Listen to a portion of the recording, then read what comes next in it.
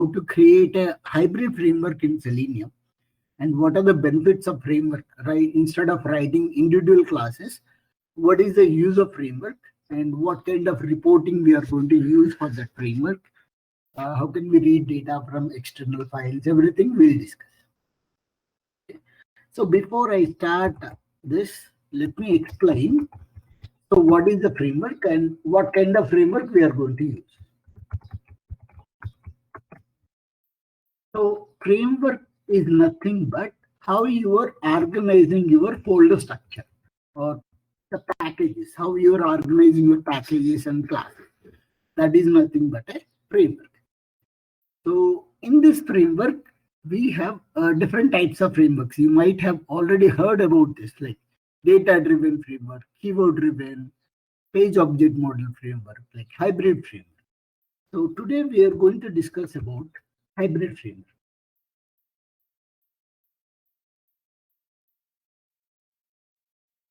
So which is the combination of data-driven, keyword, page object model, etc. So basically, all the good features in different types of frameworks, we are clubbing together. So that is nothing but a hybrid framework. Okay. And first, let me tell you what are the different tools or different new things we are using here in the framework. So project, instead of Java project, we'll be creating a Maven project.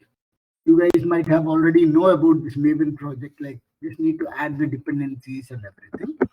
We're going to use the Maven project. In the language, so you already know, we'll be working with Java language. Right? Automation library,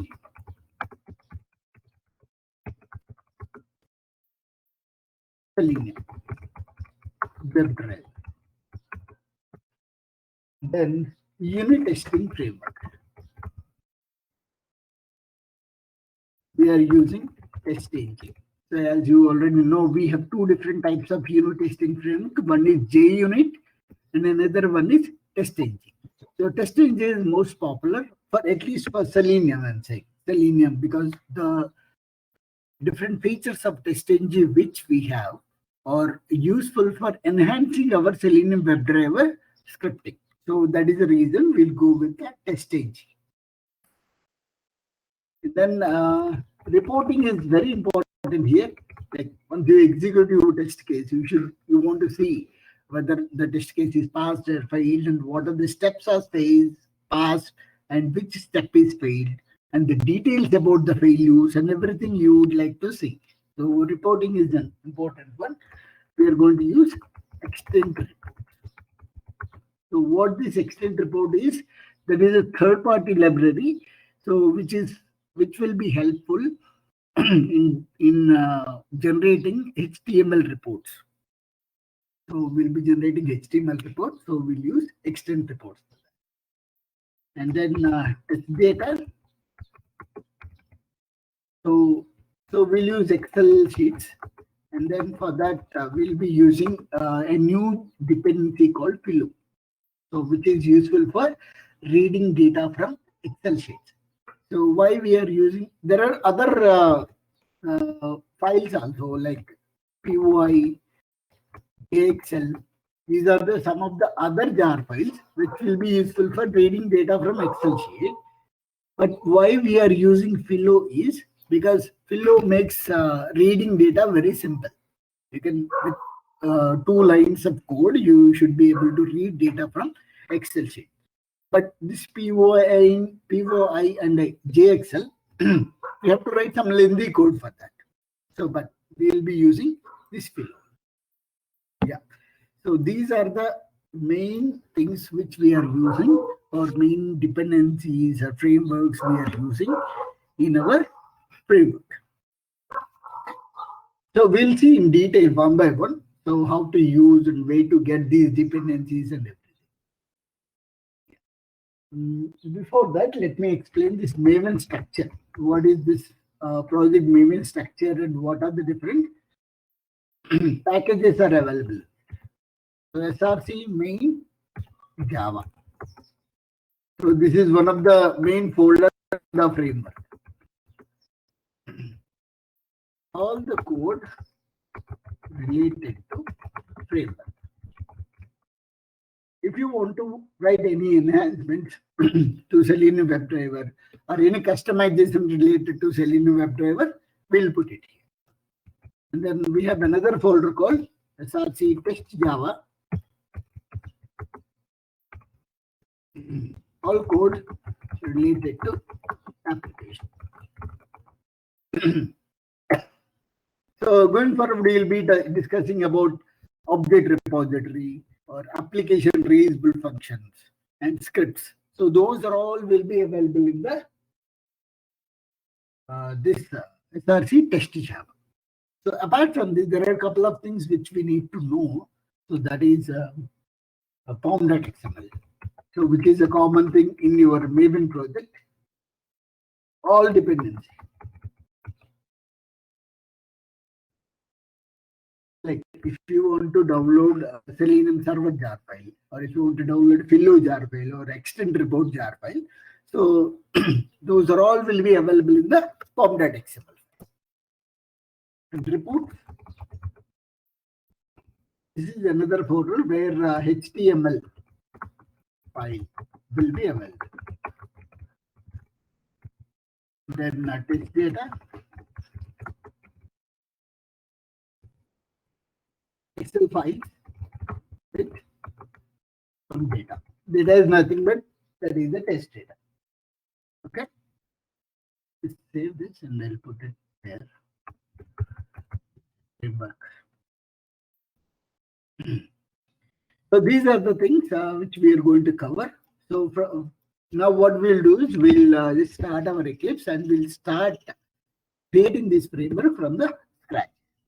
Okay. So let me minimize this. And while creating the framework, please do let me know if you guys have any questions. So I'll stop there and I can start answering those questions. Let me close the old project. Yeah. Okay. As I told you here, we're going to create a Maven project. Let me create a Maven project. So these are simple steps which you already know about how to create a Maven project. So go to File, New. If Maven project is available here, you can select this Maven project. Otherwise, you can just go to Other. So there is another option here in the New. And you just expand this. There are folders, different folders are available. You can just expand the Maven folder.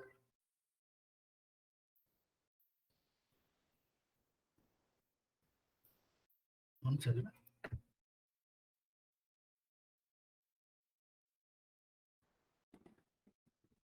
Sir, it was me, sir. Yeah, it was. Okay. Okay. So Maven, and then select Maven project, which because we are creating a Maven project. So next. And no need to change anything here. Keep it by default and click on the next icon. And by default, it selects this org Apache Maven.auth types.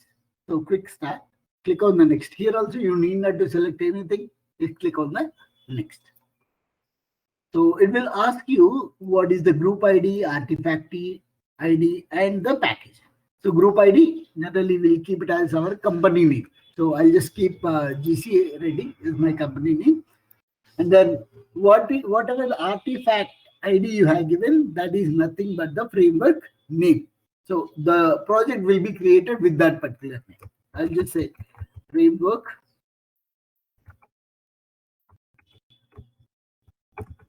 October, right? So I'll just put it as October 2021, and this package name also I'll change it to sample. I just gave here a group ID, artifact ID, and the package name. Okay. Just click finish. So with that particular settings, my one of my project will be created. If you see here, yeah, framework October 2021, and then I have this SRC main Java and I have this SRC test Java. Okay. So it is a sample package which I have. So, but there is one app.java. By default it is coming. Let me delete this package because I don't want this package here. Let me delete this. And in the SRC test Java also there is a package. I'll delete because it is containing some sample text, but I don't want those things to use, so I'll delete them. Sir, I have a question here. Yes. So do we get that package by default after we create Maven project there under SRC main Java and test Java? Just now you deleted, right? Those Right. packages. Oh, those we will get by default after Yes. adding Maven. Those will be getting by default. Yes, by default we'll get that. Okay, got it. Yeah, because we are not using those. That is the reason I just deleted. Okay. Now, as I told you, one of the important thing here is this pom.xml file. So let me open this pom.xml. If you see here, the important thing here is this tag dependencies. So what this dependencies is nothing but if you want to download any jar file or if you want to add any jar file to your project, so then you just need to mention the dependency here. Maven will automatically download that particular dependency and will add it to your project. So here by default, Maven, while you are creating Maven project, it is going to download this jar file. This is JUnit jar file. You can see that it is having artifact ID and group ID, which is JUnit. But as we are not using JUnit, I can go ahead and delete it. See, I'm just deleting this dependency because I'm not using JUnit. So let me delete it. So what are the other things I'm going to use? I'm going to use TestNG. That is one of the jar file which I'm using. So let me go ahead and download that dependency so that I'll add it here. All the dependencies will be available in mavenrepository.com. So this is nothing but Maven central repository, which will have almost all the dependencies and versions of dependencies also. So as I need TestNG, just click on this TestNG. I can see that all the dependencies and versions, TestNG versions are also available. But most of the times we will go ahead with the latest dependency which is available here. So latest one is 7.4.0. So let me click on that, which will take me to the dependency. See, it has Maven and it is the dependency. Let me click on it. By default, it will copy to the clipboard and then I'll paste it here. I'll paste this one here. And you just need to remember one thing here. The scope, line number 23. Scope test, it is saying as test, right? You just need to remove that one. Otherwise, what happens is this TestNG features cannot be accessed in SRC main Java folder. There is folder, right? SRC main Java. If you keep the scope as a test, it is applicable only for SRC test Java folder. But I want to use this TestNG even in the SRC main Java also. So that is the reason I'm going to delete this one. See, I just deleted that. Save it. The moment you save this particular thing, it is going to download all the dependencies, all the jar files related to TestNG. See, it will download and will be added to Maven dependencies folder. If I expand this one, it has TestNG, JCommander, and jQuery. These are all the dependent jar files related to TestNG. Okay. And if you see, these are all available in your .m2 folder. I'll show you where the .m2 folder is. If you go to C drive, user, then your username, mine is public, so I'll go to that. User, manage user. There is a .m2 folder will be created. Inside that repository, the package name is org TestNG. So I'll have this org TestNG. See, this jar file is available, like 7.4.0. This one. So all the jar files, the moment you put it in pom.xml file and save it, it will be downloaded to your local repository in the .m2 folder, and immediately Eclipse will identify that and will add it to your project, so that you can make use of those benefits of TestNG. Okay? In the similar way, now TestNG is added, which will allow me to write some TestNG scripts. But I would like to write Selenium programs using TestNG. So that means I need to add one more jar file, that is Selenium server. So let me go to MVN repository again, because I told you, right, Selenium or any jar files or dependencies will be available in MVN central repository. And then so I'm going to search for Selenium server. See, Selenium server, then just click on the search. So it's going to show me all the Selenium server versions. I click on it. Yeah, it has so many versions, and it has some alpha 1, alpha 2 also, but it is recommended to not to use these alpha versions because those are still in testing phase. So let's not use that. Let's use the stable version, that is 3.141.5. And then click on it. So it will by default copy to the clipboard. And then see, dependency tag is started at line number 19, ended at line number 23. So after that, so I'll paste this one. And now if I save this one, see, if I say, you can just use save or just use a Control S. Anything is fine. So I'm saving it. So I'm going to download all the files related to my Selenium server version. And if you see, Selenium server version is 3.141.59, and if I expand it, see, all the versions, all the jar files related to Selenium server have been downloaded and added to our project. Let me minimize this. Okay, these two are the things. And then so another dependency we needed, maybe you're not aware of that dependency, which is like, if you remember, when you have to launch your Chrome browser, you have used your system.set property, and inside there are two parameters you are going to pass.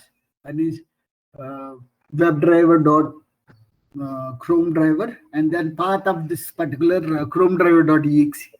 Or if you are trying to start the Firefox, you are doing GeckoDriver.exe. If you are starting Edge browser, you are giving that. So that is a little bit painful thing, because always the versions might be changing, or sometimes we might not be giving the correct path, or some files might be missing, because that is a tedious part. Instead of that, I'm going to tell you a simple way to do it. Just download a jar file. So that will do the things for you. You need not to worry about downloading the exe file or extracting that one or giving the correct path. Those are all not required. So there is a dependency for us, that is WebDriver Manager.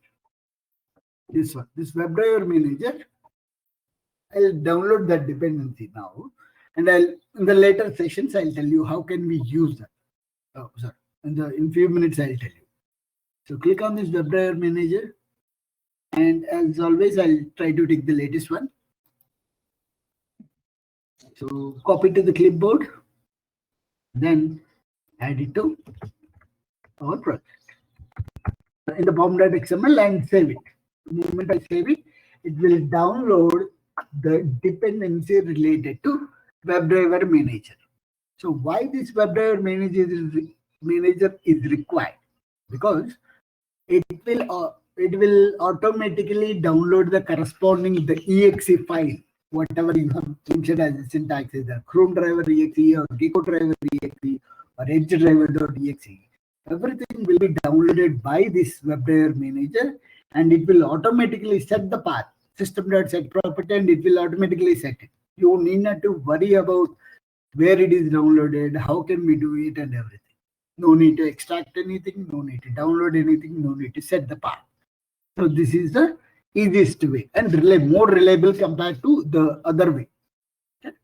Yeah, these are the three main dependencies now we require in order to start our framework. Sir, sorry. So this WebDriver is for all browsers. Chrome. It's for all browsers. Yeah, based on the syntax which you have given, it will download the corresponding exe file. I'll tell you how to use this WebDriver manager. Okay. Got it. Okay. So as of now, these are the 3 dependencies which I require. So I'll just give a pause for the dependencies now. Let's come back to the code now. So we'll see how can we use these 3 dependencies. As of now, we added 3 dependencies. Now we will see how can we use these 3 dependencies to develop our framework. Okay. First thing, if you see in my thing I have written SRC main Java, all the code related to the framework.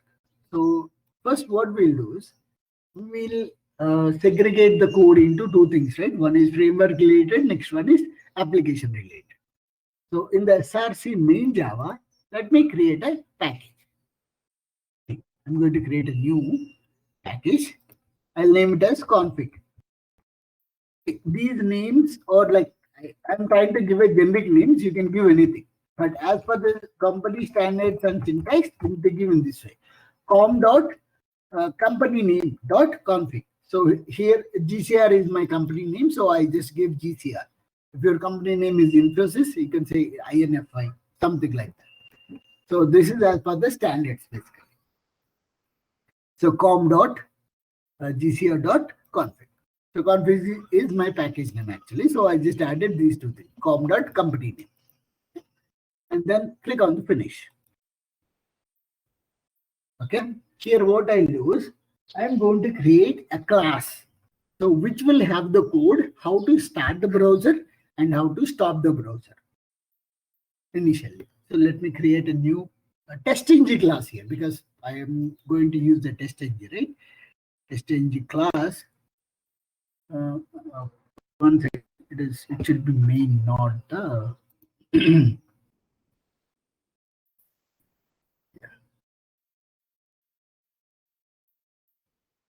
okay, such main Java testing. Just I'll name it as start browser. And I need a couple of annotations. I'll just click before class and after class as of now. The remaining annotations, whichever I require, I'll just do it manually. So I'm going to create a TestNG because I already have the TestNG dependency. I'm just making sure that it is creating under SRC main Java under this package with the name start browser. Okay, click finish. And this test annotation is not required for me because I'm not going to execute this particular file. So this is only a supporting file which will have how to start your browser and how to stop your browser. So let me delete this one. @test is not required for me. I'm deleting it. And I'll remove the necessary packages as well. See, if you see here, I have only 2 packages now, after class and before class. Okay. I'll write the same thing. Earlier, you guys used to do the same thing, like public WebDriver, then driver equal to new Chrome driver. The same code I'll write. So, but only one change what I'll do is I'll make this as static because I wanted to use this WebDriver class across my project. So I'll just make it WebDriver static. I'll just give the same name, WebDriver driver. So I need to import the package related WebDriver. This dependency. That dependency we already added.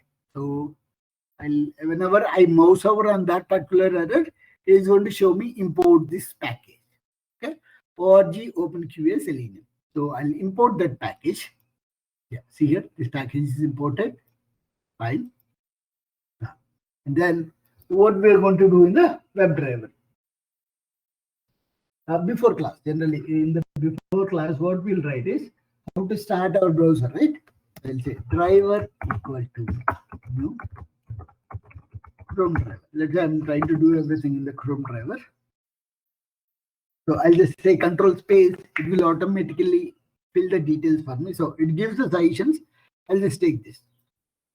And if you observe that on top, there is one package is imported automatically, Selenium.chrome driver. And then just I'll add these things, the driver dot manage dot timeouts or implicitly wait. You might be already aware of it, so I'm not explaining this thing. So, hence here. And then I'll just say driver dot manage dot window dot maximize. If you remember earlier, for every class you have done this one. You launch the browser, you did some operations, and then you close it. But as we are using the framework, so we are trying to reduce the duplicate code. So then we came up with this idea. We'll write only once how to launch the I have a browser. question, sir. Yeah, please. In the 16th line, the driver.manage the timeout. What does it do, sir? I don't know, sir, that one. Okay. This implicit wait, there are two types of waits in Selenium. One is implicit wait and next one is the explicit wait. What this implicit wait will do is, let's say if you write some lines of code in @test, like let's say you want to log into the application, you enter username, enter password, click on submit button, right? For all those elements, what this implicit wait will do is, it will wait for 10 seconds. Oh, every time, okay. No. So let me complete this because it is a tricky one. Actually, for every element, it will not wait for 10 seconds. Let's say first one is username, right? If the username field is available, it will perform the action. And next one is password. So ideally, it is supposed to wait for 10 seconds, but it will not wait for 10 seconds. As the password field is already visible and it is accessible to it, it will continue the execution. If any element is not visible, then it is going to wait for 10 seconds, maximum 10 seconds, and then it will throw a element not visible exception. If the element is visible within 2 seconds or 3 seconds, it will perform the action and go to the next line. So it's a kind of intelligent wait, I can say. So, but 10 seconds is not the standard one. You can make it to 20 seconds or 30 seconds based on your application. If you see some e-commerce application like Amazon or some Flipkart or some Costco, all those things, it's a heavy loaded UI. It will take some time to load that page. So that is the reason we use implicit wait actually. But explicit wait is basically for dynamic elements. Say, for example, there is a form which will have two drop downs. One is the country drop down, next one is the state drop down. If you select the country, based on that, state drop down will be updated. So if I select India, then it will have only states related to this, because that second drop down is dynamically loading that. Okay? So for the dynamically loading screens or elements, this implicit wait will not work. So then we use explicit wait. Okay. So only for that particular drop down or for that element. But that explicit wait is not common for each and every element you need to write. Wherever you need wait for that particular element, there in the code itself you need to write. But if you write the implicit wait, it is applicable throughout your code. Okay? I got this, sir. Okay. Thank you. Yeah, right. The next one is driver. Sir, Yeah. we can use multiple drivers in the same before class, or for each driver, for each browser, we need to have a different before class. No, in only one before class, you can use if conditions or switch cases. Let's say if you pass something Chrome, then it will execute the Chrome browser. If it is like I'm saying, if conditions you can have to use, or else you might need to use switch cases. Based on the parameter you have passed, it will select that particular code. Everything you have to write the before class. Okay. Okay, drive.quit, you already know about it. It will close all the browser instance. That's it. So, but only thing is here, if I just use only this code, it is going to throw an error to me saying, okay, let me add this test annotation also. Only for just the execution purpose, I'm just adding. I will show you how the browser will launch. But actually, it is not required, but just I'm showing you. I just said driver.get. Let me try same thing in the repository. I run this one, then what happens? Obviously, it is going to throw an error to me saying that you need to set the path. Okay. So fast. Okay, yeah. You might have seen this error. The path to the driver executable must be set by WebDriver.Chrome.driver system property. So then what you have done? You have done system.set property. You have downloaded that Chrome browser.exe and then you set the path. But as I told you in the pom.xml, we added this WebDriver manager dependency. Let me show you how to use it. It is very simple. WebDriver manager. You need to import the corresponding package. Manager dot Chrome driver dot setup. That's it. With this single line, it will do everything whatever you're doing manually. It will download the Chrome driver.exe, it will extract it, and it will set the system.set property. So let me now run it. The expectation is it is going to launch the browser and it will navigate to that particular mvnrepository.com. See, I'm running it now.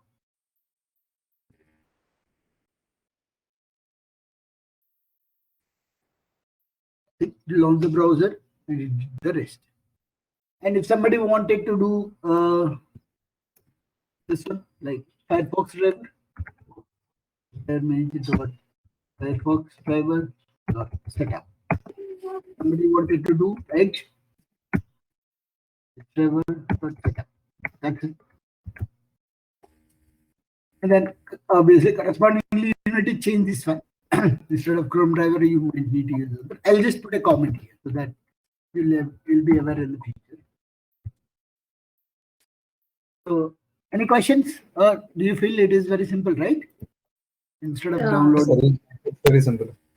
Yeah, yes, Sir, sir. like, Right. sir, like if you have already Chrome driver installed, then it will show any error with this setup. Only thing you need to do is just make sure any Chrome driver.exe instances are showing. Let's say go to Task Manager, and here you see if there is any Chrome driver.exe is going on, just kill it, or else Okay. just restart your laptop once. That's it. All the Chrome driver.exe instances will be killed, and freshly you can start. Oh, okay, sir. Okay. Got it.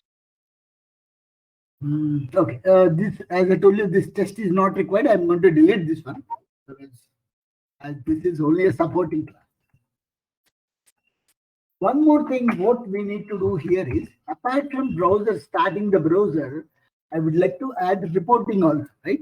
So if you run, see, just now I just executed this, but it's just saying whether it is pass or failed, but it is not giving me what step it is executed and what line it is like passed or failed. No details about the steps inside the program.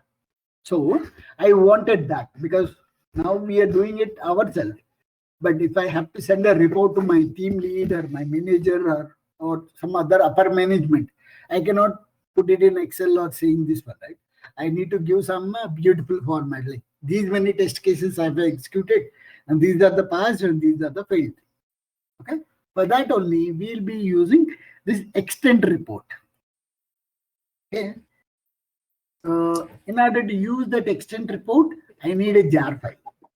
So jar file means, again, go to this MVN repository site, search for extend reports.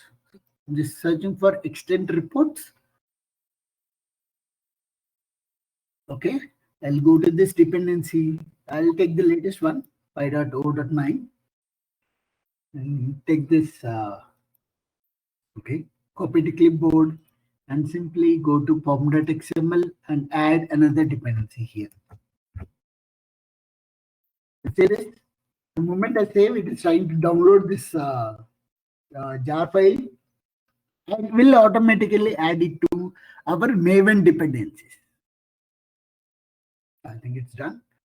Okay. Now, initial setup is required. I just need to declare multiple variables here because those are all the variables which are useful for setting up my report. Static element setup report.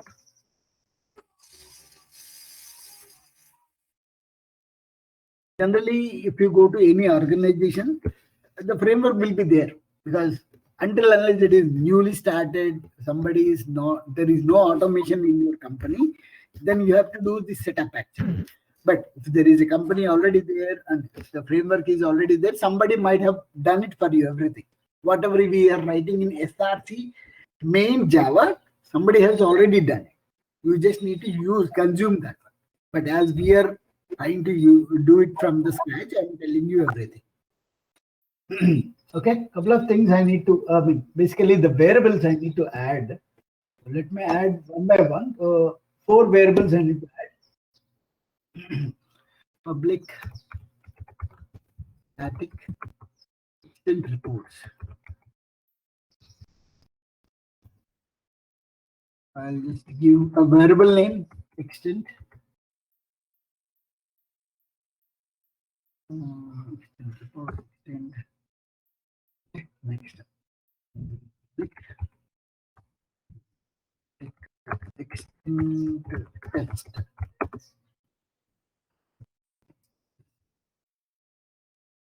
Test. Parent test. And for the same class, I'll just add child test as well.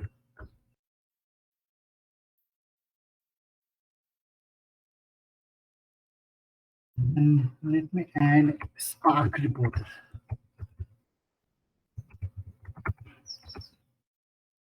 And Spark reporter.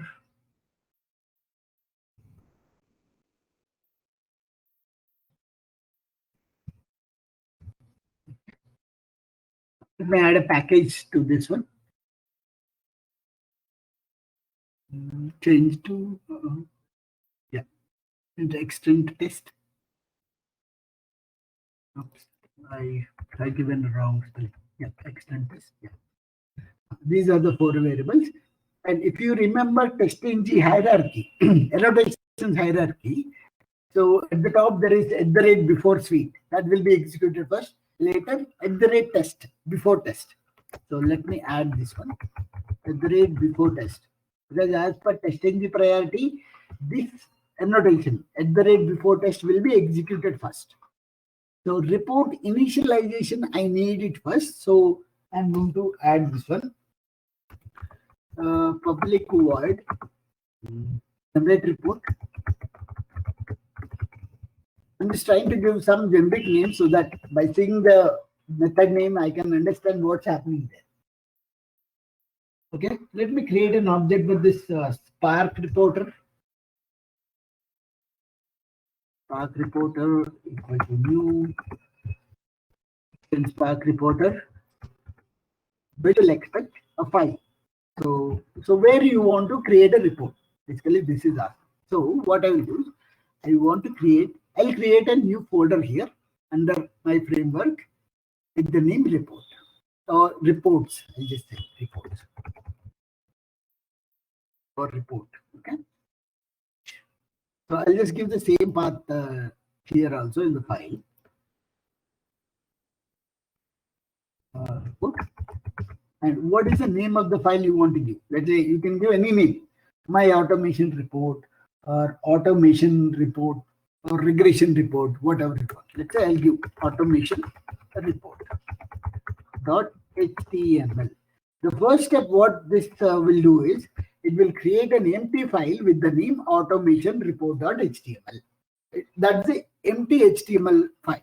So later, whatever we are performing the action, all the actions will be written into that automation report.html. Okay. Extend that. I'm just creating an object for this also. Equal to new reports.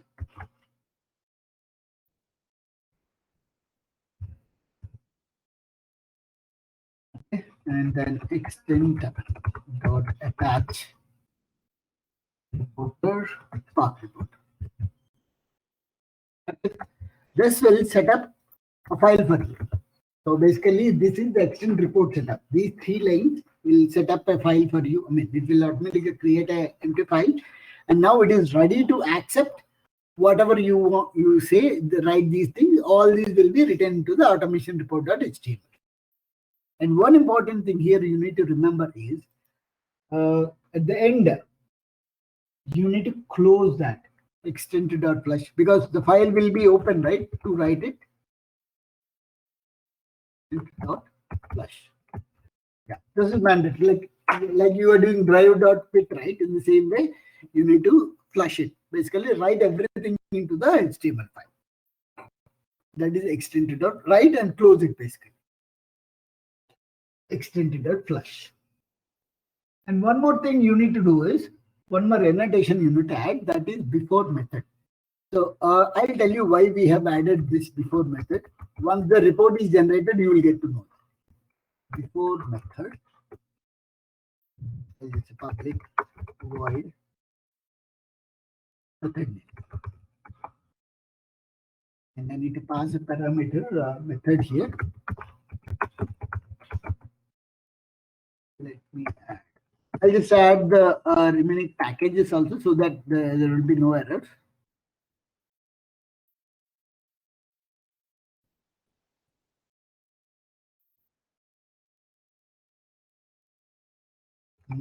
Parent.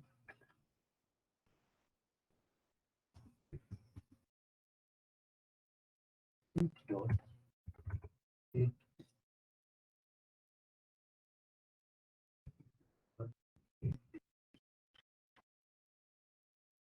Yeah, that's it.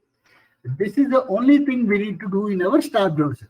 So basically in Start browser, what we have done is we have written the code for how to launch our browser and how to close our browser. Then we initiated reporting. So in order to generate extend HTML report, the lines required, we have written those. That's it. That is the thing we need to write in our Start browser. Okay? Sir, before method, can you please explain about the before method, sir? I'll tell you this before method why I have written. Once the report is generated, I'll show you. So, I mean, what it is going to do is it is going to get the name of your method or name of your test case, basically, which you are going to execute. So that is the reason. Once the report is generated, I'll show you this. So how this is useful, then I can explain it. Okay, sir. Okay. So this is about how to launch your browser, how to close your browser, and how to initiate your report. Okay. Now what we'll do is,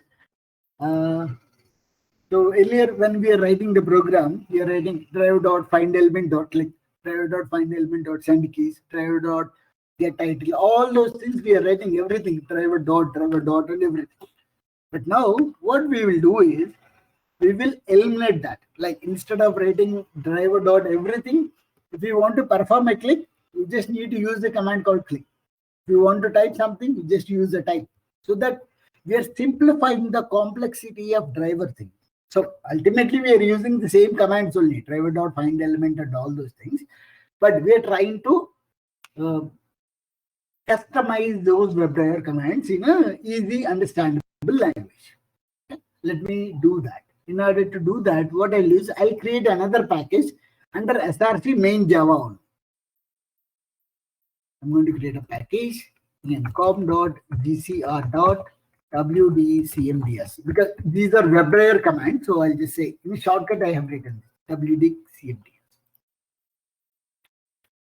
Okay, here let me create a new class. Just remember, I'm just creating a new class, no TestNG, nothing, just a class. I'll name it as action driver. And this public static void main is not required because I'm not going to execute this one. This is only the supporting class. I just click finish. Okay. So I'll declare a variable here, public WebDriver driver, because I need the driver thing. And if you see driver, I have declared it in the Start browser class, right? Let me import the package, this WebDriver package. Now I'm going to create a constructor, public action driver. So I think you already know about this constructor, right? Just created this. Inside the constructor, I'll create an basically call this WebDriver. Driver equal to start browser WebDriver, because the driver instance is available in the start browser class. So that instance I'm bringing and putting it here. So that is what this constructor will do. And then from now onwards, I can write my customized commands. The first command what we will use the driver.get, right? So, and you will pass the URL, whatever you want to navigate, you will pass that URL. That only will customize. So what I will do, see, public void navigate to application. So I'm just writing some meaningful method name for that. Navigate to application. And I'll put everything in a try catch block. What is the command I need to use? Driver.get. And then I'll not hard code this one. What I'll do is I'll make it as a parameter, string URL. That's it. Basically, if somebody want to use driver.get, they'll not use driver.get command. They'll just use this command, navigate to application. And they'll pass whatever the URL they want. So while we are customizing this one is, I can write a beautiful report here. Whatever I have written, that will be written into the report. Start browser dot tail test dot pass. And see, I'm writing successfully navigated to this board. So this is what this will look like in the report. It will say successfully navigated to some abc.com site. So that the first step will be looking like that. So because in real time it might be something like there will be QA environment, production environment, dev environment, or UAT environment. So that by seeing the report also you can see that where you have executed, whether in QA or whether it is in UAT or in prod or dev, like that. And if something goes wrong, so it's very simple again. I can make it as fail. Instead of pass, I just make it as fail. So unable to navigate. Unable to.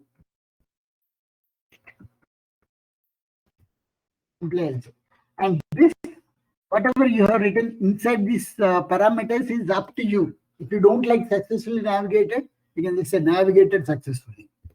Or yeah, just you can say navigated to. So this is your reporting. You can create it anyway. Whatever you have written, the same thing will be shown in the report. This is fully customizable. Okay. And then, so but this method you have written, how others will understand this? So what we'll do is we can have a Java doc. That is nothing but a help document. See, I'll just say / and 2 stars and press enter. Now you say use it to navigate to an application. And what is the parameter you need to pass? URL of application. So whenever you mouse over on any this command, it will show this data for you. See, I'm just navigating here. I'm just mouse over. See, it is showing. Use it to navigate any application and parameter URL of the application. That is what you need to do. So it's a kind of help document for others. Basically, if I am creating, I know what is this navigate will do, what is this click command will do, and everything. Let's say you are new members to this framework.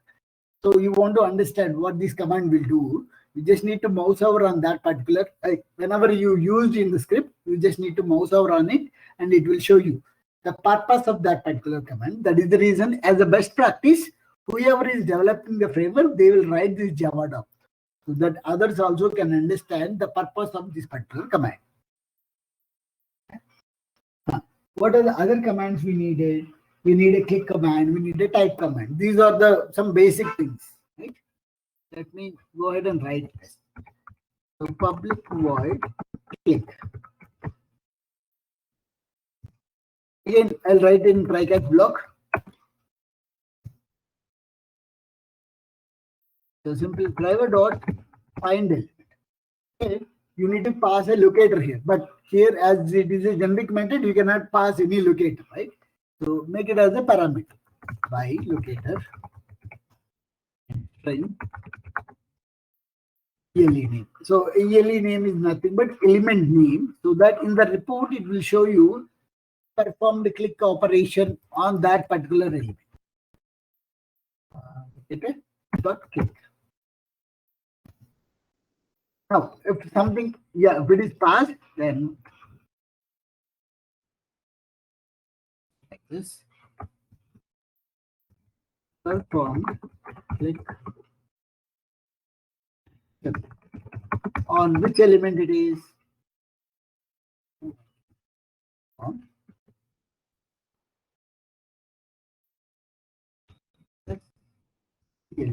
so that it will while we are using this command, click command, what we'll do is click, I will give some by XPath or whatever it is, and then element name also I'll give like submit button, so that in the report what it will show is performed click action on submit button, so that it is more clear to the person who is reading that report. Okay, this click is performed on the submit button.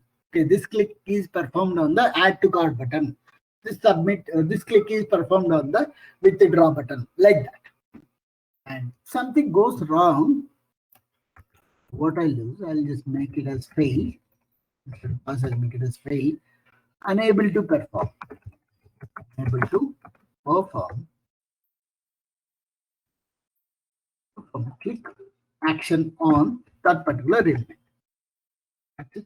But so what I want to add extra things. Whenever there is a failure, I want to see the status which we are getting in the console. See, most of the times when something goes wrong in the console, so this is the console, right? In the console, you'll be seeing some red color messages or message saying this element is not found, it is not visible, or it is not clickable, like that. So whatever I'm seeing in the console, I wanted to see it in the report as well. Okay? And additionally, I want to capture a screenshot. Whenever there is a failure, immediately I would like to capture a screenshot of that. So we'll write the code for that also. Let me add the screenshot code so that I can call that method in the reporting. Public string screenshot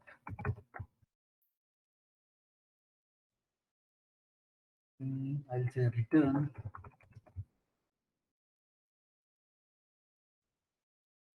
big screenshot.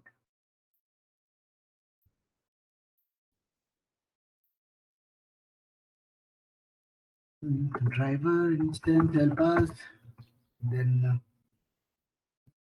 get the screenshot as an output type. Output type dot base64. Maybe you learned whenever you were learning about screenshot, you might have captured that in an image and then you stored it in somewhere, right? You have given some name to that screenshot and you stored it. But imagine if you are running 100 test cases, it is very difficult for you to give the names and then store it in somewhere. So what thing we have done here is whenever a script is failed, it will capture a screenshot and it will be embedded into the HTML report itself. In the report only you will see the screenshot. Nowhere you are storing, somewhere else we are not storing the screenshot. It is attached to your report immediately. It is going to attach to your report. Once the report is generated, you will get to know more about it. So in here we have another feature here, which will automatically add a screenshot for us. Let me do one. Element name. I'm not closing that one. I'm just going to add media entity builder. It is a inbuilt class in the extend report. Media entity builder.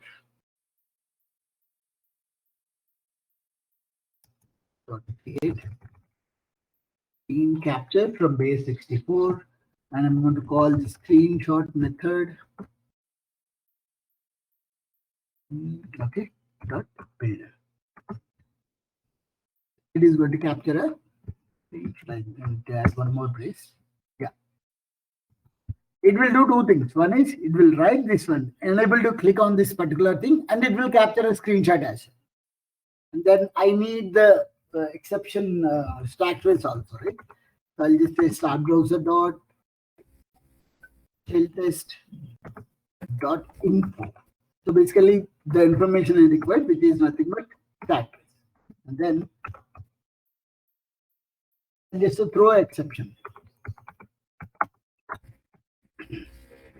Throw exception is nothing but whenever there is a failure occurs, I am going to stop my execution there. I'm not going to extend this one because if the login button is not clicked, there is no point in going forward. Obviously, everything will fail.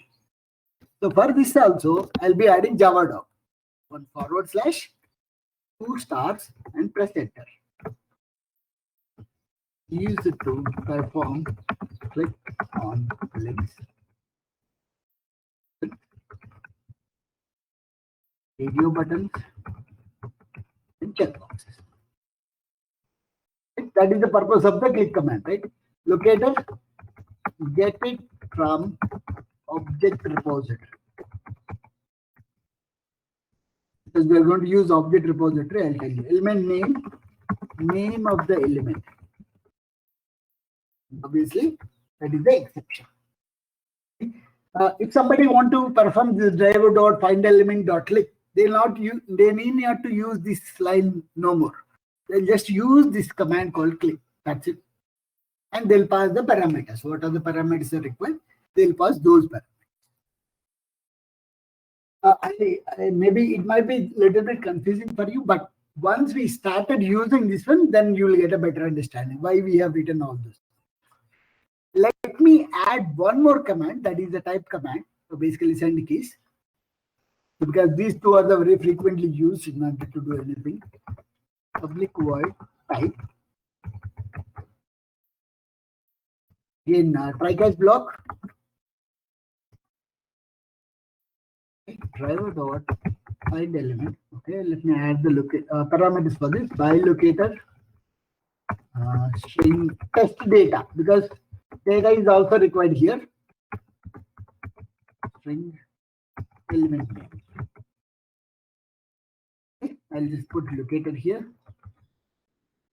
Send keys. And then this is the test data. As it is successful, I'll just say pass.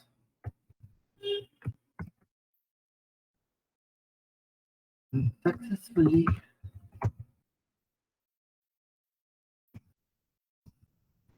performed type action. I need to give the field name, basically that is element name. And then see, I'm just adding a couple more things.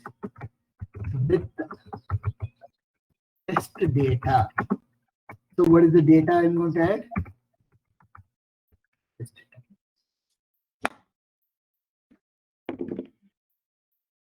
The report will be very clear. It will say successfully perform type action on username with test data, and what is the username? It is just show you that. So for the failure things, let's copy the whole thing, whatever I have written in the click. Only thing is I just need to unable to perform type action on this particular element, and yeah, with the data also. I'll just put that data also. With this particular data. Again, it will throw an exception. Any question? Yes, sir. We have mentioned test data as string type here. So what if I need to pass integer type data? Do I need to create one more public No, void it type? doesn't matter, right? Sending always accepts as a string only. Even though it is integer, you just need to give it in double quotes and put the number. That's it. Oh, okay. In double quotes. Okay. Teachers. And Okay, double got it. Yeah. Got So use it to perform type action in text box.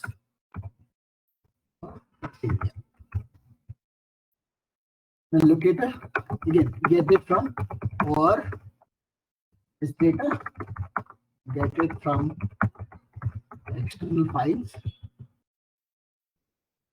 name of the element. As of now, you see, we have written a couple of customized commands. One is for navigation, one is for clicking, another one is for type. In the same way, whoever is in the framework, they'll write customized commands for multiple actions, like for selecting a value from drop down, for mouse hovering. For all those things, they'll write some customized commands. Okay. Okay, So the similar way, sir. Select also. For select, actually, we have different, right?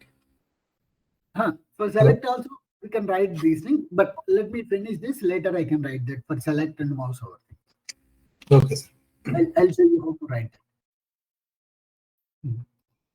If you see, as of now, we have written everything in SRC main Java only. Nothing we have tested in touched the SRC test Java, because nothing as of now. I'm not showing any application which I'm going to automate. Right? These are related to the framework. That is the reason we put everything in our SRC main Java.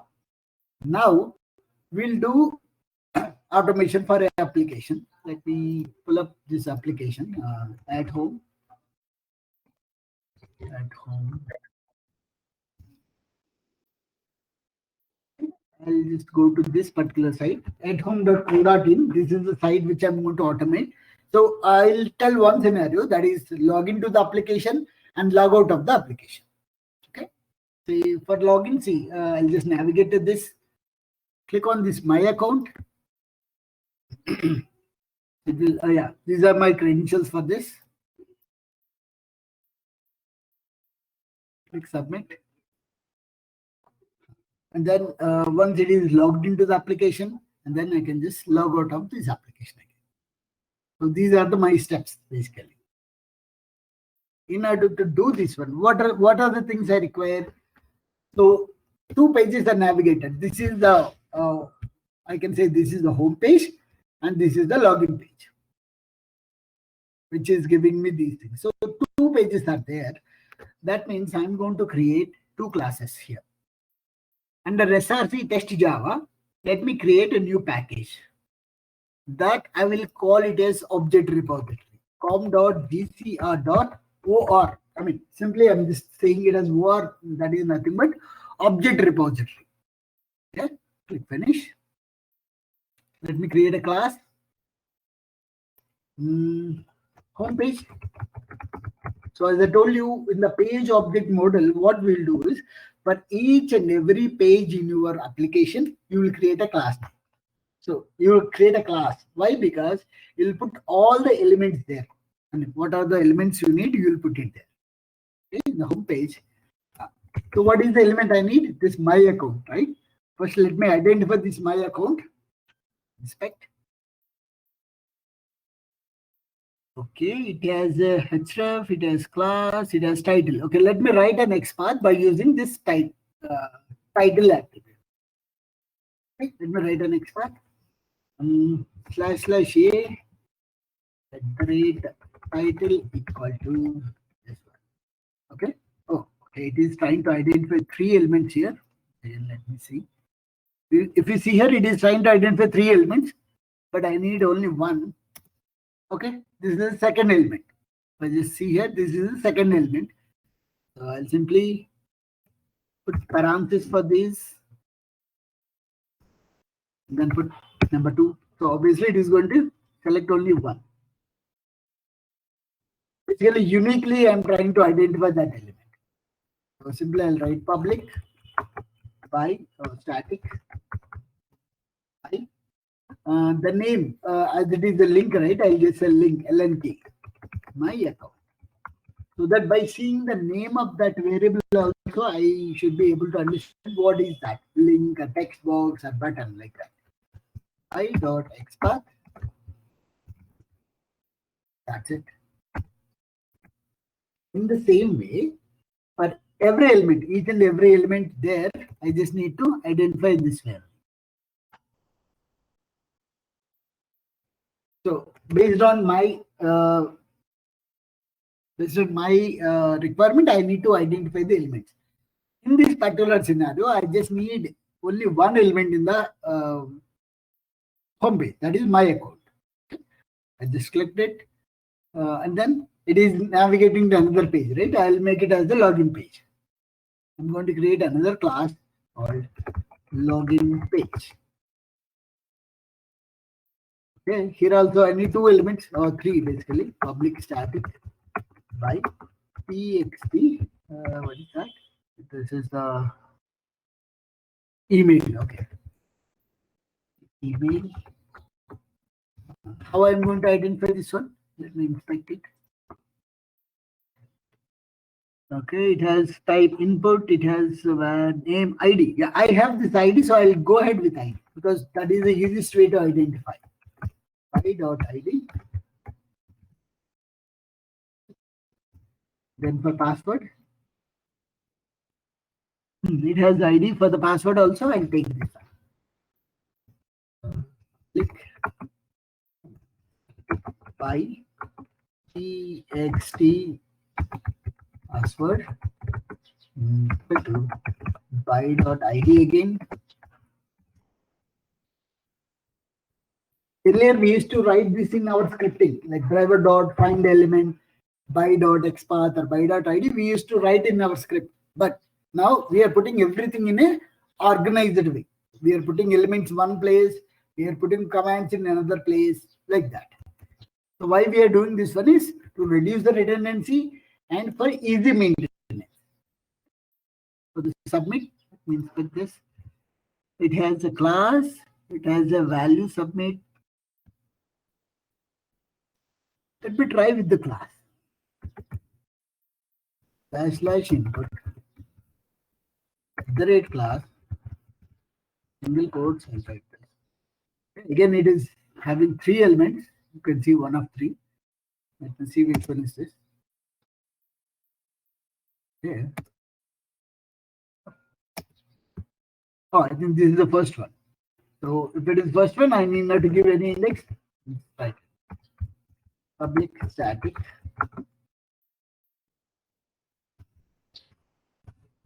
Right. It's a button, right? I'll say BTN.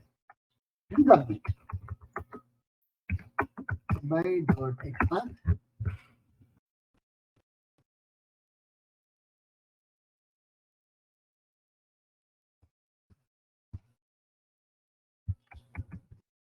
This is XPath. Okay. So one part is completed, that identifying the elements, because this is a crucial part actually. If you are not able to identify the elements properly, so there is no point in writing the scripts. See, now the crucial part is done. We have identified the elements. Now we need to write some reusable function. If you see, most of the scenarios will log into the application, right? First, before doing any actions, they'll just try to log into the application.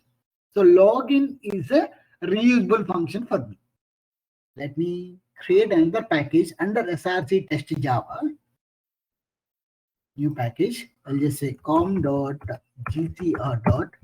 I'll say use. Any name you can give. I'll just say I can say reuse. Finish it. Let me create a new class here.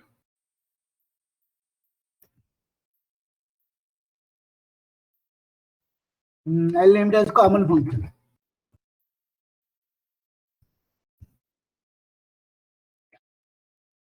So here in the common functions, I'll declare a couple of variables which I require. Public action driver.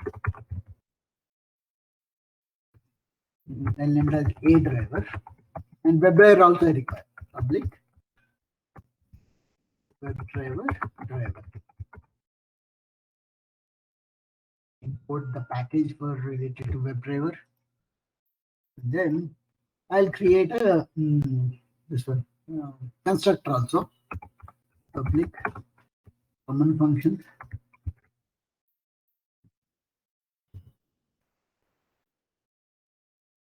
So a driver equal to, I need to create an object for that, equal to new action driver. Then I just need a driver instance, so I'll copy this. Now I'm ready to write my reusable functions. First one is for login, right? Logout, I'll write it later. Public void login. In the report, I want to see a step and inside below steps. So login is one of the step for me. It is a start browser dot child test equal to start browser dot test dot create node login to application. So this will be the step there, and inside that all these sub steps will be there. The parent step, I can say. Remaining are the change steps. First thing what we need to do, we need to navigate to that URL, right? In the driver, if you see action driver, we have that option, navigate to application, which we have written. And you can see that the Java doc which we have written is coming here. Use it to navigate the application. And what is the parameter? You need to pass the URL of the application. I'll just say this, take it, and URL is this one, at home.co.in.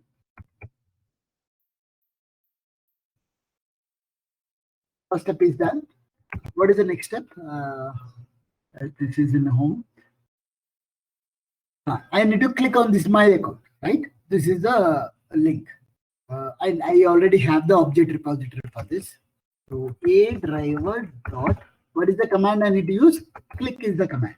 See, use it to perform the click options and everything. It is asking for two things. One is the locator. Next one is the element name. Locator is nothing but it is, it is already you have written in the home page, right? This is the locator, right? So it's very simple now. Home page dot link my and element name, this is the my account link. Account link. So that in the report it comes as successfully performed the click action on my account link. You just need to add an exception to this one. Yeah, I have added this. And the next steps are, after clicking my account, you need to type username, you need to type the password, and click on the submit button. Let me do it. A driver dot type, because we have written the command called type. Locator is already available in the login page. Page dot text email and test data. As of now, let me hard code this one. In the next example, we'll read it from Excel sheet. For now, I'm hard coding. And element name is nothing but email text box. In the same way, I need to do it for the password also. A driver dot type is the command. Locator, again, it is in login page.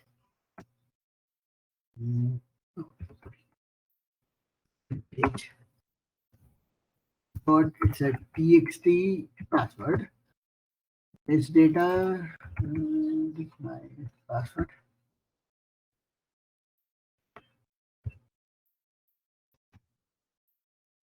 Example at 1, 2, 3, 4.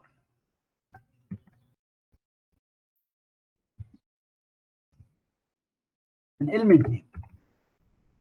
Password text box. That's it. And I need to click on the submit button also. Click again. Locator is available in the login page. Button submit. And element name is submit. Accept. all these steps I have written in my reusable function. As of now, this is what I need. And if you see, as of now, whatever we have written the classes, those are not executable. See, even this I cannot execute. And as it will not execute for me because I haven't written any main method. So all these are supporting classes. Now, which I'm going to create is a class which is real class, which is going to execute by using all these supporting classes. Let me create a new package now. Yeah, package form.dcr.scripts. This is the real package which scripts are available. Let me create a TestNG class. I'll give a name to this one, say login_logout. This is my class name. I will not select any of these things, just click finish. Here I'll just change the method name also, login_logout test case, I'll say. So that, so whatever the name I have given here, this will be read by the tab browser method. This method will read that one. So that is the reason I'm trying to, I have written here. Whatever the method name I have given here will be read by this. And the same will be added to the report. Now let me create an object for the common functions.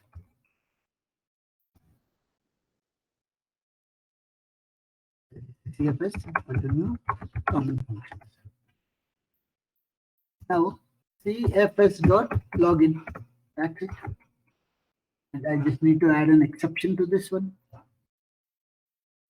See, this is very simple now. So if somebody wanted to log into the application, they need not to worry about how to launch the browser, which application they need to navigate, or what type we need to use, what command or locators. Everything is written here. See, if somebody wanted to execute a login script, simply they'll come here, run as TestNG test. Okay. 23 common function 23. Okay. I just need to do this extends because the browser launching and everything, if you remember, we have written in start browser, right? Launching of the browser, we have written in start browser. So when I do extends, then what happens is whatever I have written in the before class will be executed. After that, it comes to the test generation. Now let me run it. Run as TestNG test.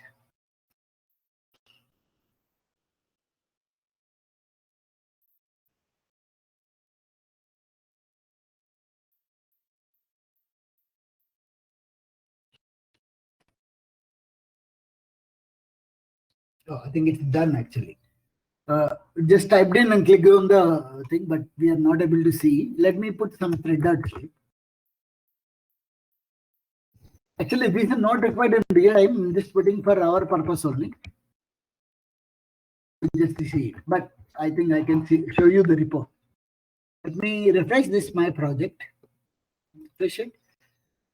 See, under report, if you see in the start browser, we have written this is the path, right? Report automation report.html. The file is already created under report folder. See, automation report.html.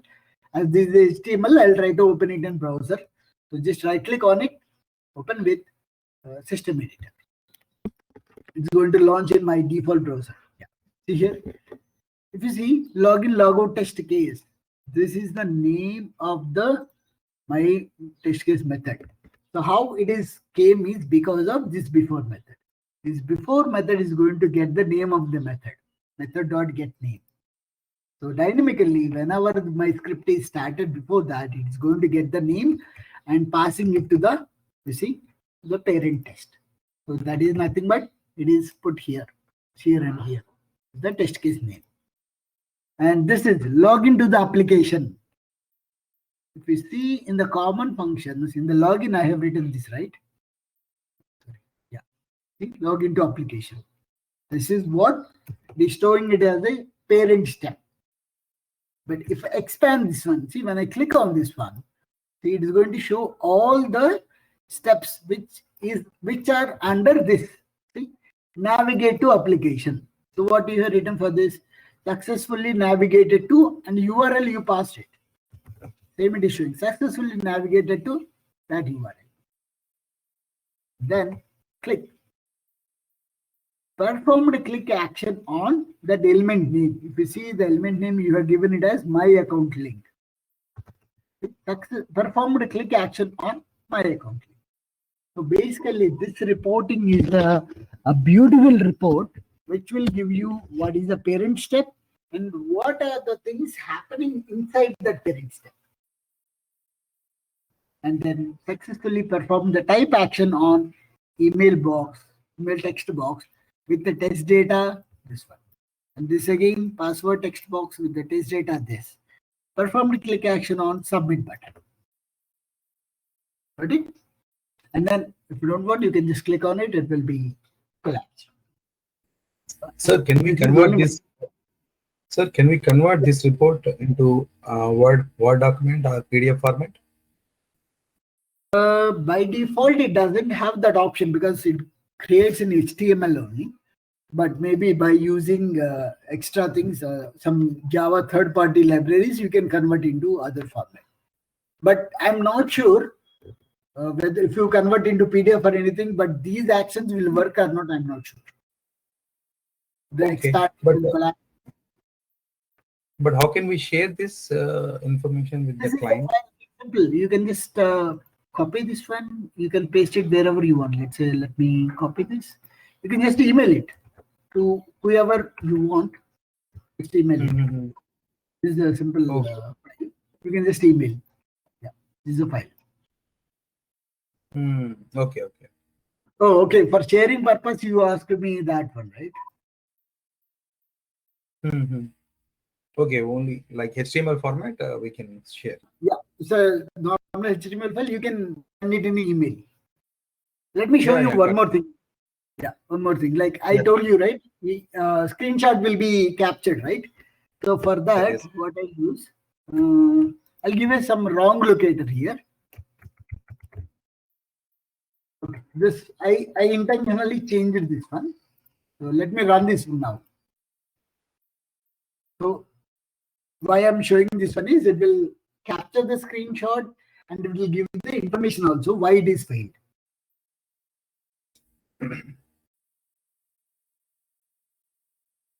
Okay, click on my account. Now the password field I have given a wrong, so it is going to fail now. So this page has to be captured. Okay, yeah, you can see that it is failed. And this, as I told you, in the console will get no such element exception. And see, it is saying this customer email 1234 is not available. So I'm expecting the same thing in the report. See, I'm just refreshing this report. Yeah. Now we can see that it is failed. This step is passed. This is passed. See, unable to perform type action on this, but because it's unable to type in. Why? Because the reason is this. See, the element. Whatever you see in the console, the same thing it is here. Same thing you are seeing it here. And then it has an image attached also. You can see that base 64 IMG. See? It is giving the screenshot also. So the beauty of this one is, again, it is a simple HTML file. You can mail it to someone else. If somebody wants this report, you can mail it. And screenshot is also available in the report itself. So maybe earlier in the success case also we can capture, right, sir? Yes, you can capture screenshot for the success also. But the only thing is, if you capture a screenshot, it will become very heavy. It is, as of now, it is very simple in MBs or KBs. Yeah. But how to do that, sir? How to do that? Yeah, I'll tell you. It is an actual 9 KB, but it becomes MBs. Only thing you need to do is in the action driver. See, only for failure, I'm adding this one, right? Yes, sir. You need to add it for the success also. So here also you need to add the same. Then just simply say yes. And then what happens is for every success, it will capture the screenshot. Okay. Okay. Can we see one? But One time? this is not recommended actually. Yeah. Yeah. Yes, sir. Actually, we. See, now it is looking very simple, right? If somebody wanted to see it, but only thing is, see, if you want to see login, click on this login, it will take you to this method. So this is happening here and everything. If you want to see how the click method is implemented, yeah, you can see that. This is how it is implemented. Ultimately, we are using all the Selenium WebDriver commands only, but I'm customizing so that whoever is writing the program, they need not to worry about all the other things. They can just simply write adrive.click and they can call the locators and do it. I'm just making simple life of my automation engineers very simple. Yes, sir. And Can you, code also, it will not look very clumsy. It will just only 3 or 4 lines of code you will have in your scripting. Okay, let me go ahead and complete the logout also. This is for login, right? Let me do it for logout. For logout, once I log into the application, I think, yeah, I need to mouse over on it. See, I need to mouse over, then only I should be able to see the logout. But I don't have a command for mouse over here. The action driver, you see, mouse over is not there. Let me go ahead and implement it. Public void mouse over. Let's see, strike at blocking.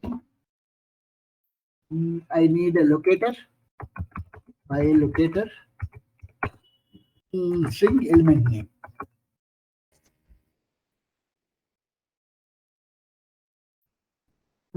Okay. Driver dot find element locator. I'll store it in a web element. Same command, whatever I use for mouse over, I'm just using it here. Web element WE. And I need to create an object for the actions class. No actions.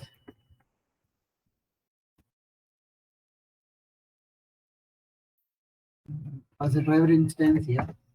K dot move to element.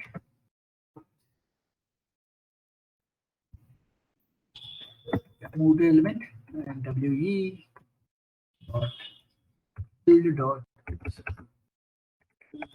WE dot field dot perform. And I'll write a success report. This is happened successfully. I'll say successfully perform mouse over action on this particular element. That's it. It is not successful, then I'll do everything. I'll say it is not successful and I'll capture the screenshot. I'll give the info also.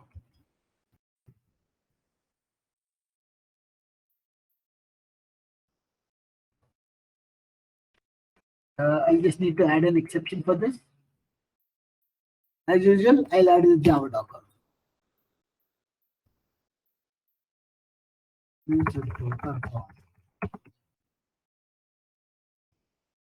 Mouse over action on element or name of the element.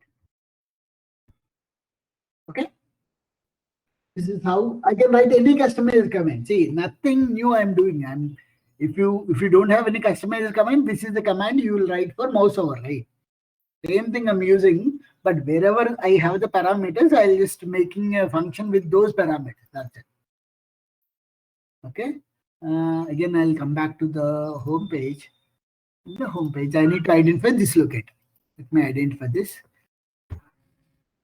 Okay, it is the li. There is a class. It has a span. Let me try with the class. /li at the rate class. This one. Oh.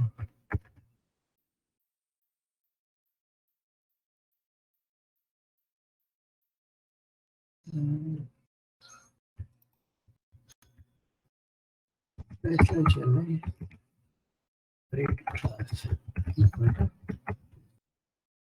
Okay, again, it is showing one of three. Okay, let me see which one is. Yeah, I think it's the second one. Let me parenthesis with this. Put index of 2. Then it's uniquely identified.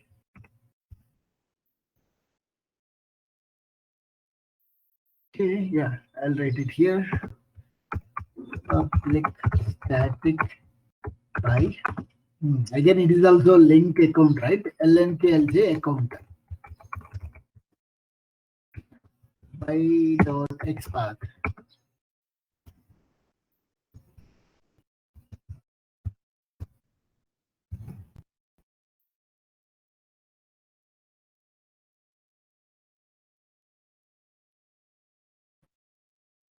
Okay, after that xpath, mouse over and log out. Let me see for logout. Okay, as it is having a link text, simply I'll go with the link text.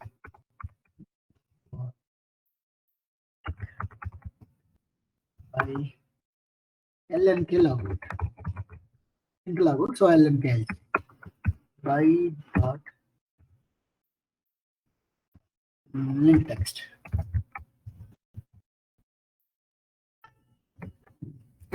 This is what I have written. These two are the elements because one is to mouse over and then the log. And I'll come to the common functions now. I'll write logout function. Public void log out. This is also a step, right? I'll make it as a step. Log out from application. So that this is also appears as a step there. So a driver dot mouse over. Locator is available in the home page. But LNK account. LNK account.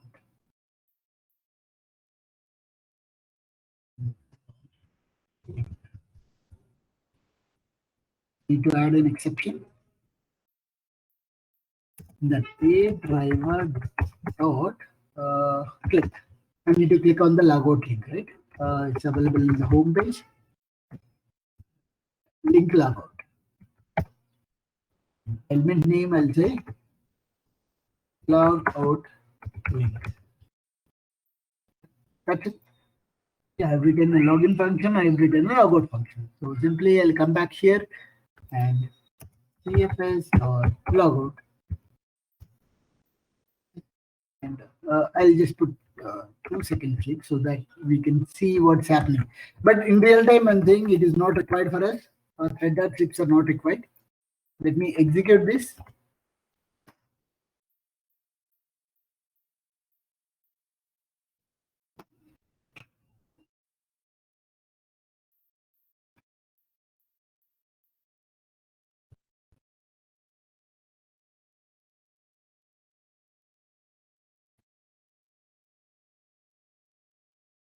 I think I have given a wrong locator, right?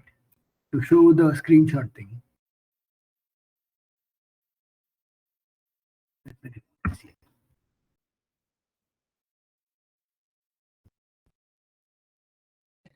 Run it again.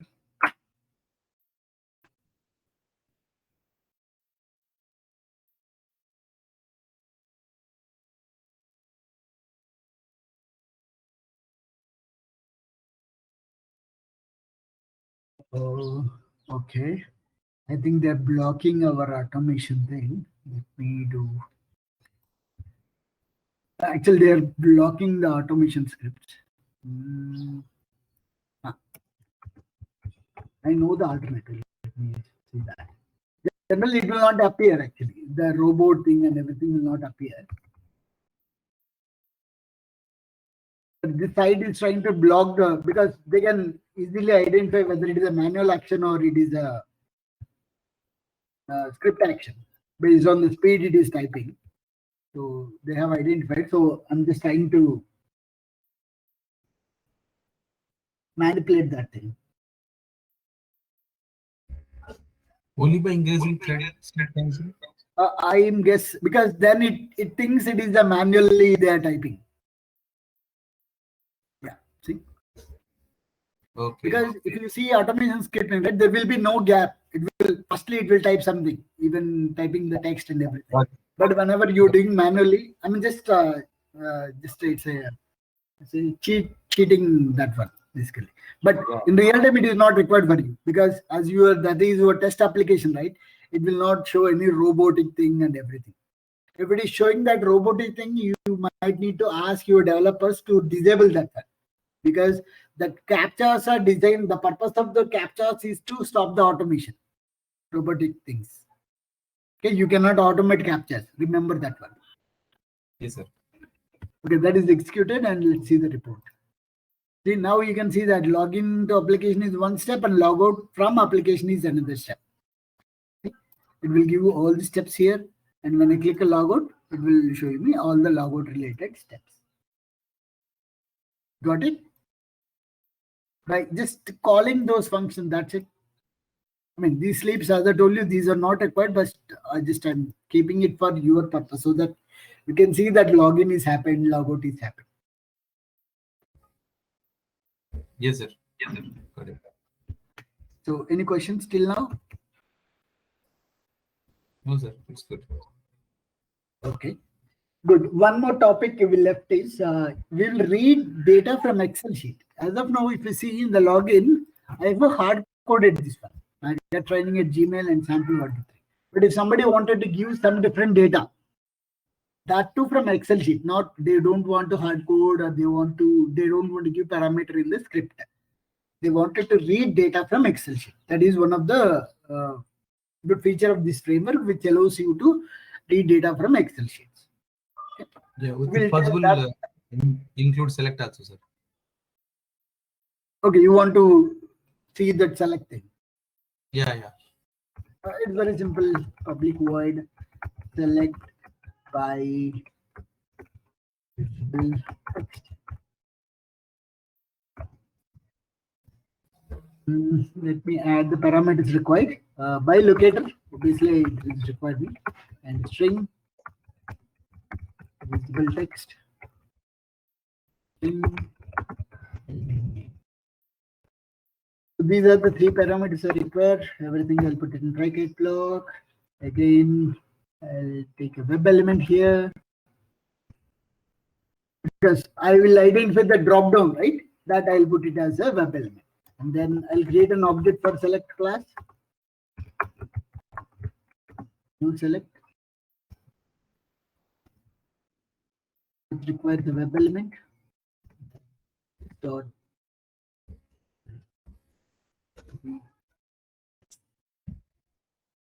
dot select by visible text. And this is the visible text, right? I'll pass it here. Then if it is successful, right? So I'll do this. Successfully selected value. What is the value it is selected? This visible text. And from drop down element. If successfully selected, it will give that message. It is not selected.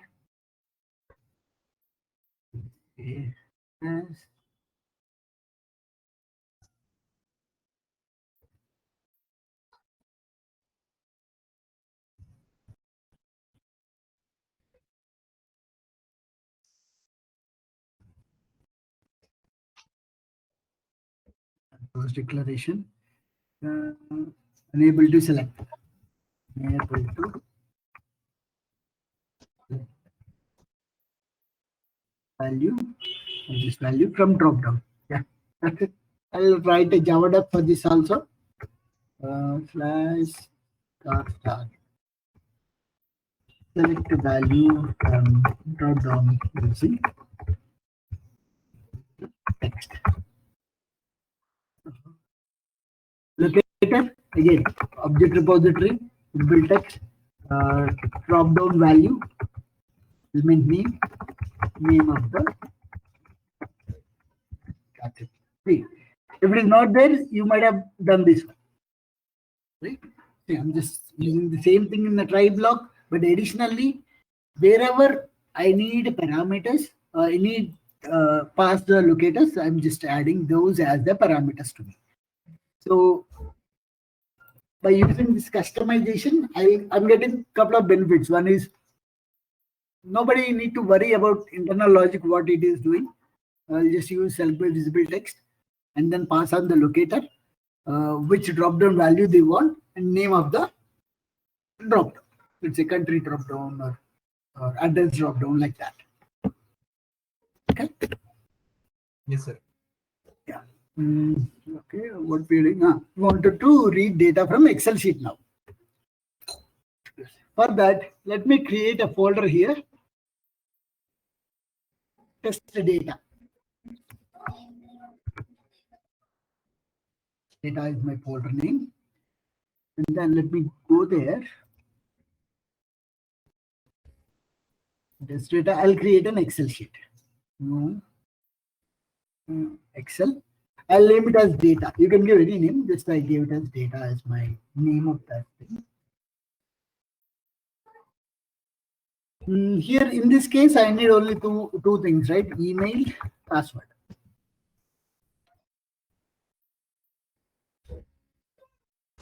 And I'll change the name of the sheet also. So that it will be easy for me to do. Let me copy those credentials. Now that training at gmail.com. Password template 1234.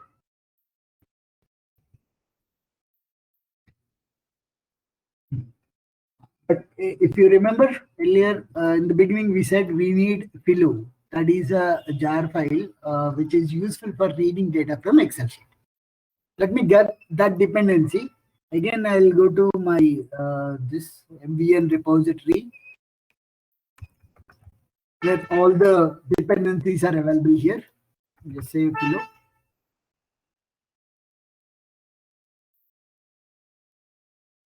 Okay, Philo. Yeah, it has 1.21. Copied that. We go to my form.xml and add this dependency and save it. It will download the jar file related to Philo. In the common functions, I need to do a little change. Earlier, if you see that login function, it is hard coded, right? But now this time I need to do a parameterization for this. I'll just copy paste the same thing. The only thing is login to application using Excel, and I'll do parameters here. String, email, string, password. But these two things, whatever I hard coded, I'll remove these. I'll parameterize. Okay. You can see the difference, right? Same method name with the different parameters. This is without parameter and this is with parameter. Email and password. Now I haven't hard coded, but whenever I use this method, I need to read the data. Okay. What is that? In the search test Java. As of now, this is my test case, login, logout. So I'll create one more test case. Sorry, TestNG and this class. I'll say login underscore logout underscore Excel, so that I can see the difference. I'll change the method name also. Instead of here, I'll say test case. We need to extend start browser. This is very important. If you don't extend this one, it will not launch any browser. Common functions. CSS equal to new common function.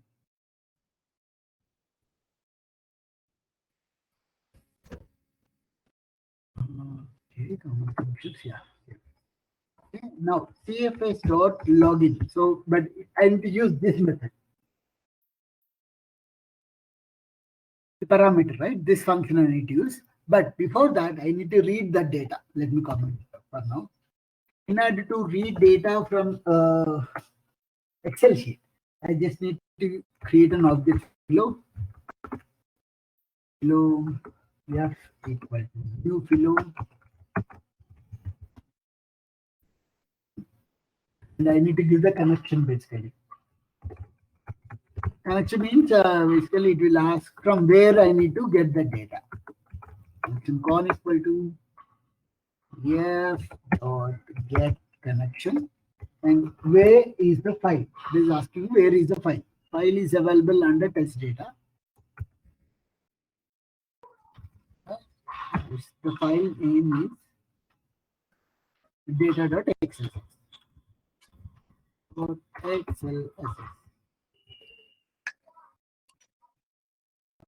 I need to add an exception to this. Okay, I'll make it as exception. Yeah, connection to that, and then query.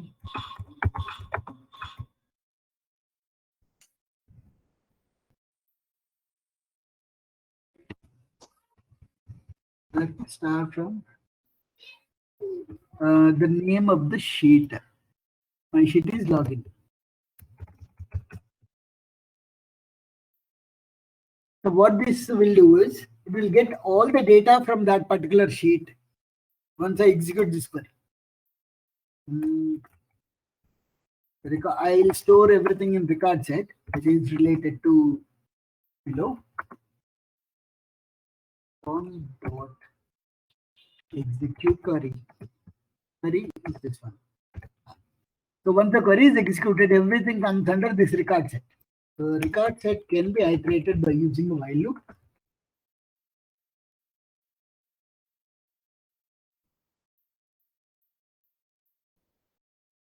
rs.next. Now the cfs.login, I'll put it here. The email and password, I need to get it from the Excel sheet, right? That is already there in rs.get field.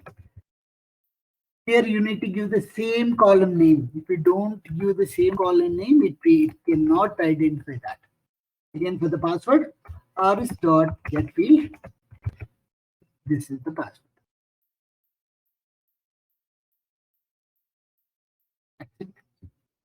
This will try to get the username and password from the Excel sheet. See, simple. It is what we are doing is here.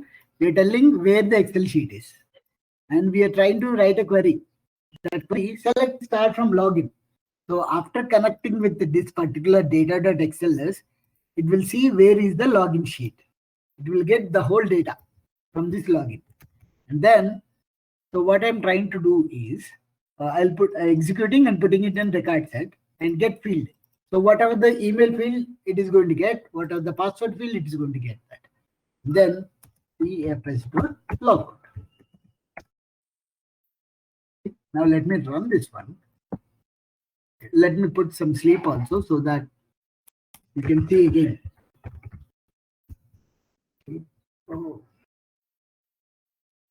Passing parameters are correct? Yeah, this is passing parameters. Yeah. Email and password, syntax. I just gave the column names, then what sheet will do is based on column names, it will get this data. Okay, okay. Let me close this Excel sheet as a safer side. Yeah, I'm running it now.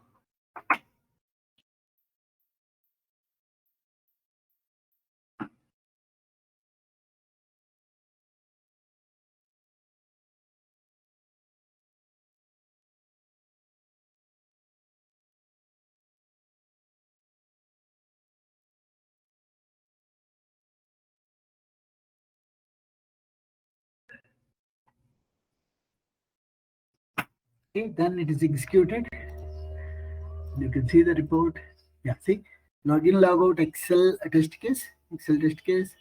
See, login to application using Excel because that is the method name we have given. Again, yeah, that's it. This is how you can read data from Excel sheets. See, it's very simple, right? You are not doing much thing. You just created an object for this, give a connection, get a query. Simple rs.get field. what column name rs dot get filled, what is the other column. That's it.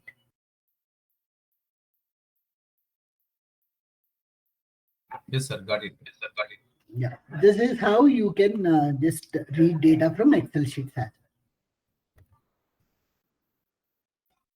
Let me just close all these things. Let me just give a quick recap what we have done, so that if you have any questions, you can just stop me there.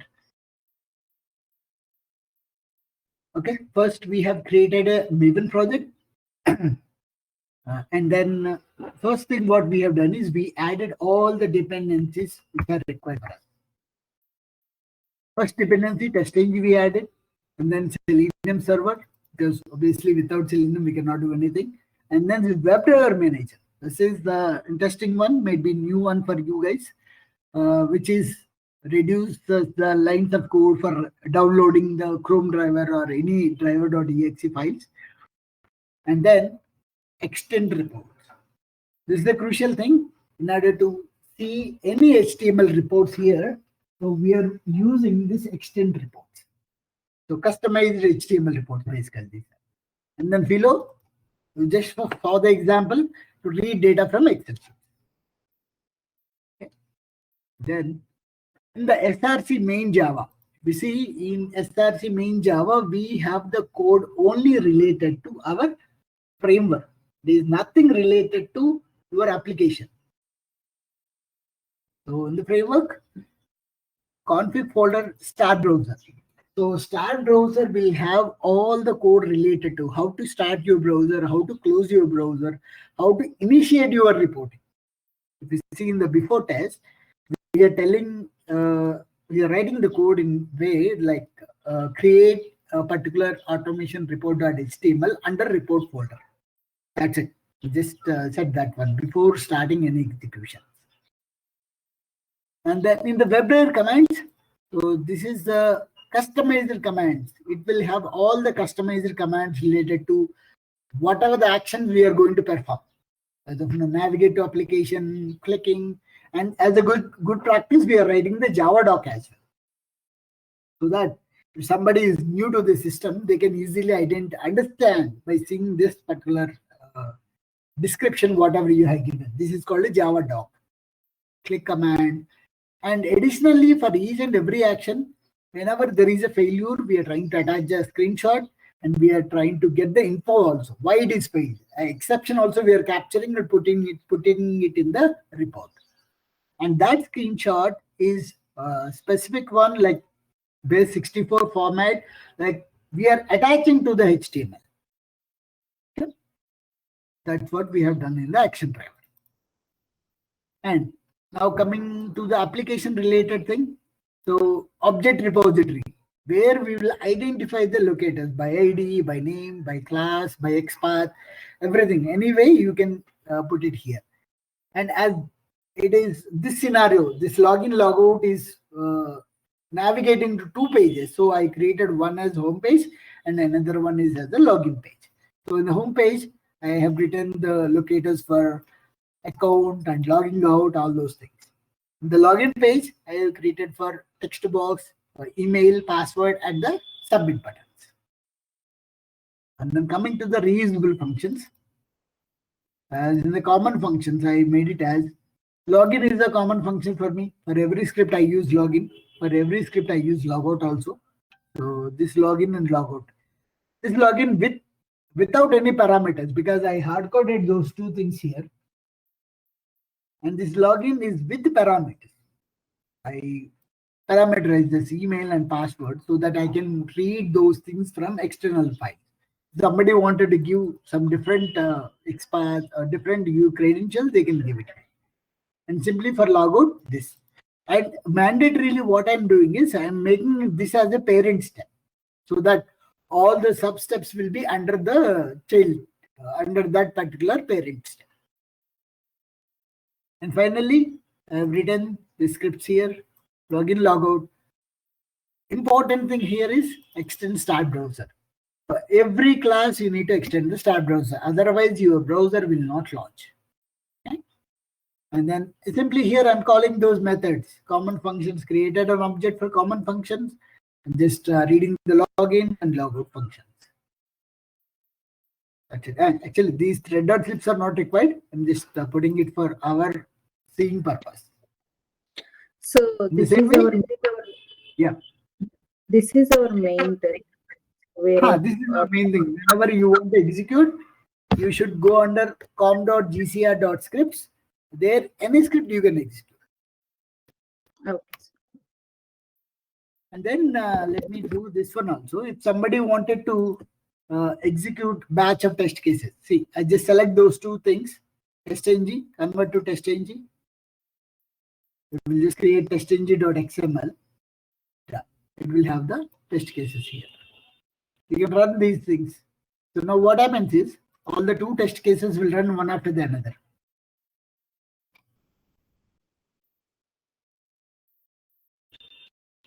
Again, login, logout only, but one is with Excel and another one is normal hard-coded.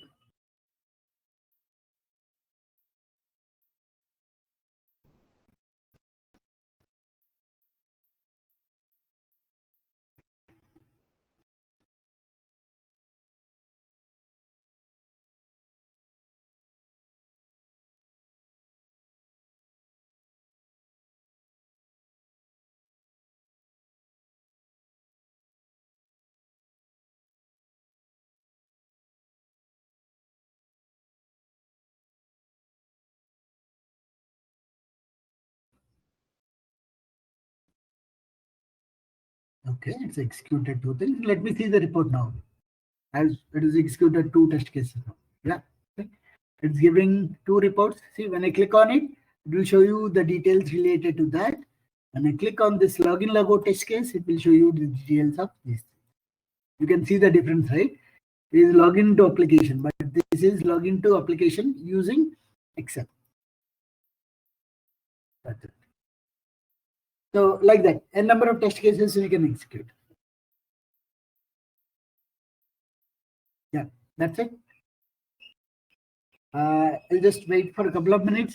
Please let me know if you have any questions in this one or you need any clarification on any of the packages or classes.